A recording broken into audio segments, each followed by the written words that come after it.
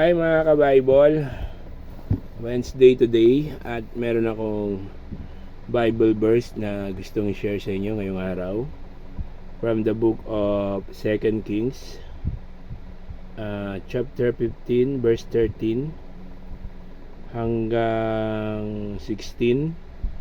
So ito po yung mababasa natin. Ang paghahari ni sa 2 Kings chapter 15 verse 8 hanggang 12. So ito po yung mababasa natin.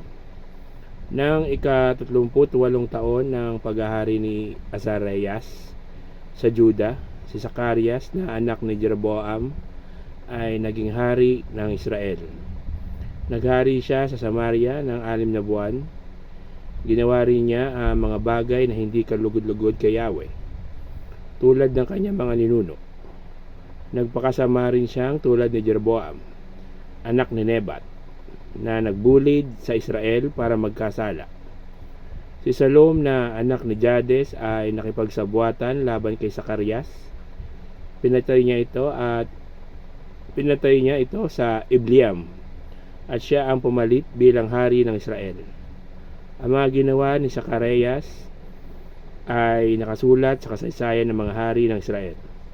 Natupad ang pangako ni Yahweh kay Jehu nang sabihin niya, ang mga anak mo hanggang sa ika-4 na salinlahi ay maghahari sa Israel. So, ang gandun lang ang pagbabasa natin ngayong araw. So, keep safe, God bless, and always remember, Jesus loves you. Bye-bye.